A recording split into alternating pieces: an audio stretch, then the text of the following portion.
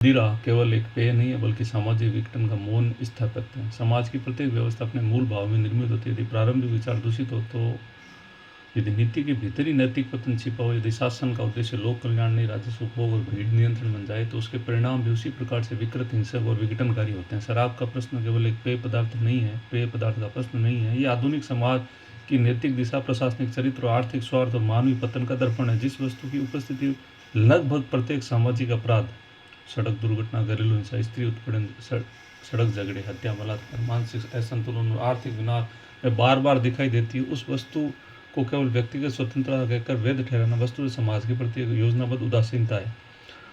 शराब का संपूर्ण तंत्र विरोधाभासों पर खड़ा है। एक और सरकारें स्वास्थ्य जागरूकता, महिला सुरक्षा, सड़क सुरक्षा और अपराध नियंत्रण के विज्ञापन चलाती है, दूसरी ओर उसी राज्य व्यवस्था आय का बड़ा भाग शराब की बिक्री चाहता है। यह वैसा ही है जैसे कोई व्यक्ति स्वयं के घर में आग लगाए फिर अग्निशमन अभियान चलाए।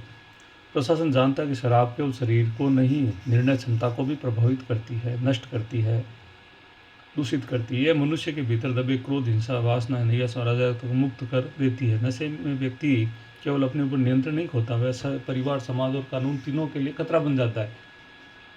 फिर भी शराब को खुले रूप से बेचना इस बात का प्रमाण है कि आधुनिक शासन व्यवस्था नैतिकता से अधिक राजस्व की दासी बन चुकी है।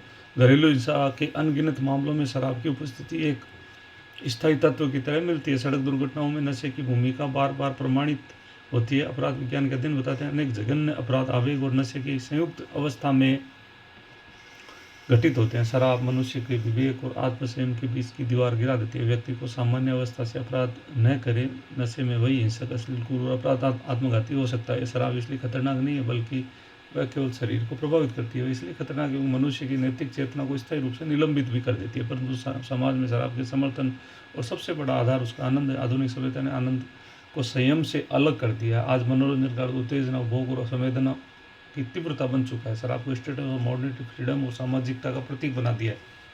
फिल्मों, विज्ञापनों, पार्टियों, सामाजिक संस्कृति ने इसे सामान्य बना दिया है। धीरे धीरे वस्तु जो कभी सामाजिक संकोच का विषय थी उत्सव का प्रतीक बना दी गई है।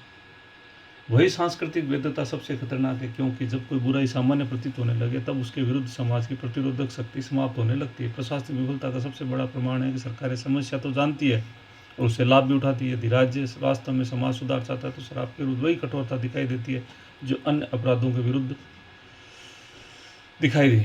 परंतु वास्तविकता यह कि शराब से विशाल कर राजस्व आता है, सामाजिक संरक्षण मिलता है, अवैध नेटवर्क फलते फूलते हैं और सत्ता तंत्र का एक बड़ा भाग प्रत्यक्ष प्रभाव से जुड़ जाता है। इसलिए नशा मुक्ति अभियान अक्सर केवल औपचारिक नारों तक सीमित रह जाते हैं। एक ऐसा चक्र है जिसमें शासन, बाजार और उपभोक्ता तीनों एक दूसरे को वैधता देते रहते हैं। गरीबी उन्मूलन, महिला सशक्तिकरण, सामाजिक न्याय की बातें खोखली लगने लगती है जब गरीब मजदूर की आधी आय शराब में चली जाती है। बच्चों की शिक्षा का पैसा ठेके पर खर्च हो जाता है और जब घर की स्त्री भय और हिंसा में जीवन बिताती है। अनेक परिवार आर्थिक रूप से इसलिए नहीं टूटते उनके आय कम है, बल्कि इसलिए टूटते उनके आय का बड़ा भाग विनाशकारी उपभोग में चला जाता है। शराब केवल जेब खाली नहीं करती, मनुष्य की इच्छा शक्ति, श्रमशीलता और पारिवारिक उत्तरदायित्व को भी खोखला करती है। समस्या का सबसे दुखद पक्ष यह है कि शराब समाज ने इसे नियति मान लिया। सड़क पर शराबी दिखाई देना सामान्य हो गया, नशे में हिंसा सामान्य हो गई, युवाओं में शराब की कूल बन गई है, प्रशासनिक उदासीनता भी सामान्य हो गई। जब किसी समाज में पतन सामान्य लगने लगे तो समझना चाहिए संकट केवल व्यवहार में नहीं, चेतना में आ चुका है। यह सत्य स्वीकार करना होगा, जिस विष बीज में होगा उसके वृक्ष पर अमृत नहीं उग सकता।